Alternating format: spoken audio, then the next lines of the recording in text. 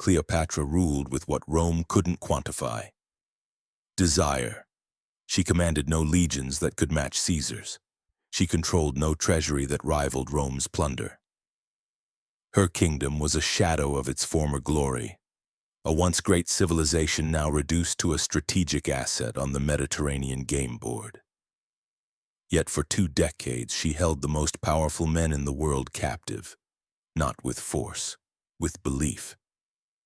She was the last pharaoh of Egypt and the first modern influencer. A woman who understood that power isn't seized, it's performed. That kingdoms fall not when their armies break, but when their narrative collapses. She turned myth into market value, scarcity into strategy, and her own image into the most liquid currency of the ancient world. This is not a love story.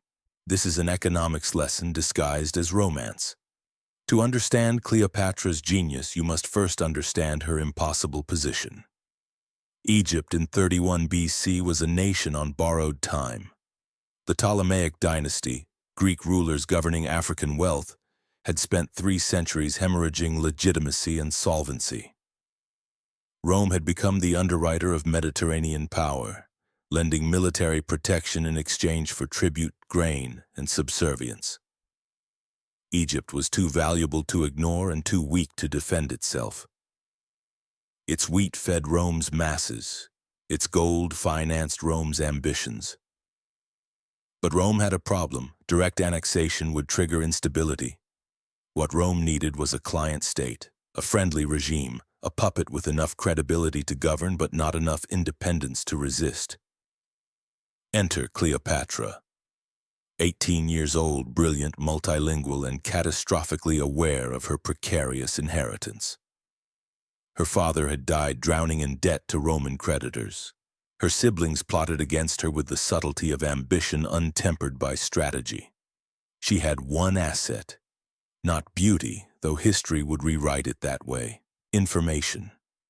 She understood something her rivals didn't: that Rome's strength was also its vulnerability, that its generals competed for glory, wealth, and political dominance, that they needed Egypt's resources as much as Egypt needed their protection.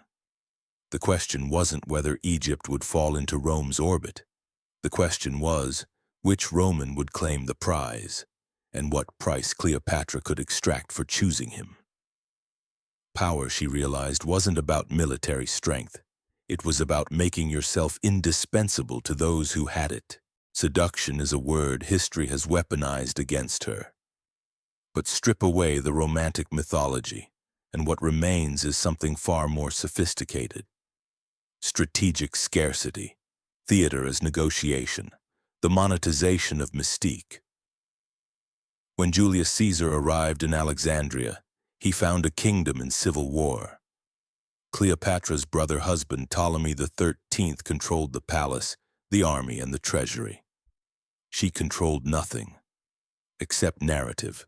The story goes that she smuggled herself into Caesar's presence rolled in a carpet.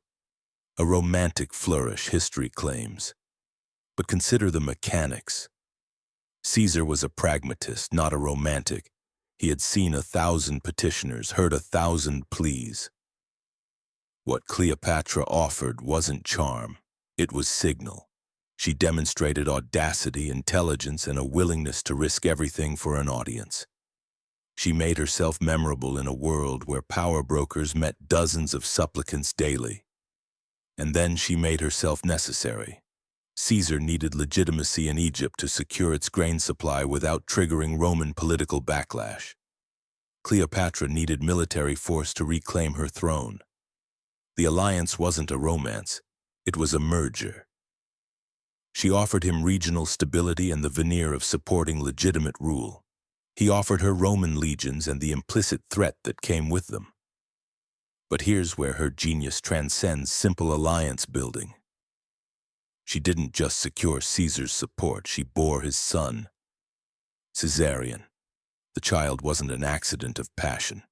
It was a political insurance policy, a genetic claim to both Egyptian and Roman power, a living contract that bound their interests across bloodlines and borders. When Caesar was assassinated, Cleopatra didn't mourn. She recalculated. Mark Antony was a different market.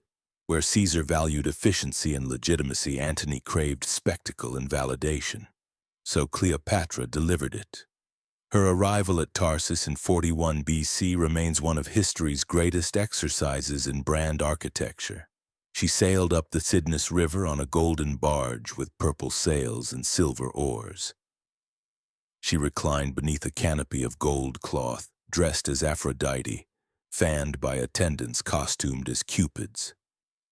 Incense perfumed the air. Musicians played instruments crafted to look like they belonged in myth, not reality. The entire event was designed to overwhelm, to erase the boundary between mortal and divine, to position their partnership not as political necessity but as cosmic destiny. And it worked. Antony didn't just ally with Egypt. He became its champion. He abandoned his Roman wife for Cleopatra. He redistributed eastern territories to their children. He staged a ceremony in Alexandria where he declared Cleopatra Queen of Kings and Caesarion the rightful heir to Caesar's legacy. From Rome's perspective, this was treason wrapped in pageantry. From Cleopatra's perspective, it was leverage. She had transformed Antony from a Roman general into a guarantor of Egyptian autonomy. She had weaponized his ambition, his need for grandeur, and his hunger for a legacy that transcended Rome's suffocating political machinery. But leverage, like any asset, carries risk. Octavian understood what Cleopatra had built. Not a military threat, a narrative threat. If Antony succeeded, it would prove that power could exist outside Rome's control, that a client state could dictate terms, that a foreign queen could command Roman legions and reshape imperial destiny. So Octavian launched something more effective than an army, a propaganda campaign. He didn't attack Antony's competence. He attacked Cleopatra's influence. He framed her as a foreign seductress who had enslaved a Roman general. He portrayed their relationship not as a strategic alliance but as emasculation. He transformed her intelligence into witchcraft, her diplomacy into manipulation, her strategic acumen into sexual deviance. It was reputation warfare at civilizational scale, and it worked because it played on Rome's deepest fear. That foreign influence could corrupt Roman virtue. That power earned through perception could destabilize power earned through conquest. The Battle of Actium in 31 BC was the market test of Cleopatra's entire strategy. Her navy faced Octavian's fleet, not just ships against ships, but competing claims to legitimacy. When the battle turned against them, when the perception of inevitability shifted, Cleopatra's entire system collapsed. Influence, unlike land or gold, has no intrinsic value. It exists only as long as belief sustains it. And when belief falters, it evaporates instantly. Cleopatra's suicide was not romantic desperation. It was the final performance. She died by ASP bite, dressed in royal regalia, positioned on her throne. Even in death, she controlled the image. She denied Octavian the spectacle of parading her through Rome in chains. She preserved her myth at the cost of her life, because she understood that power is never truly lost. It simply changes form. Physical kingdoms can be conquered, but legends endure, and in dying as a queen rather than living as a captive, she ensured that history would remember not her defeat, but her defiance. 2,000 years later, we still tell her story, not because she commanded great armies, not because she built monuments that rival the pyramids, but because she mastered something more durable than stone or bronze, the economics of perception. She understood that beauty is not a physical attribute, it is strategic presentation. That seduction is not romance, it is the deliberate curation of desire and scarcity.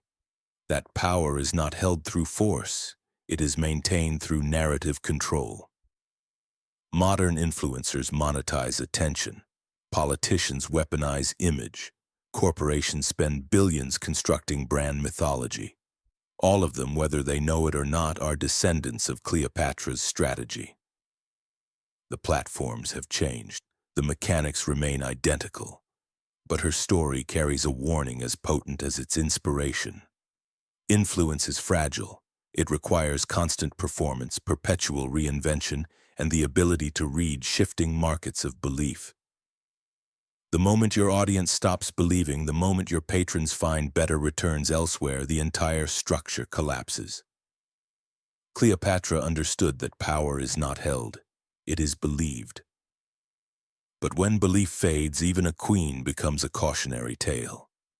She built an empire of perception, and when perception shifted, the empire vanished like smoke. What remains is the lesson that the most dangerous form of power is the one that looks like magic. Because magic only works as long as the audience wants to believe, and the audience is always fickle.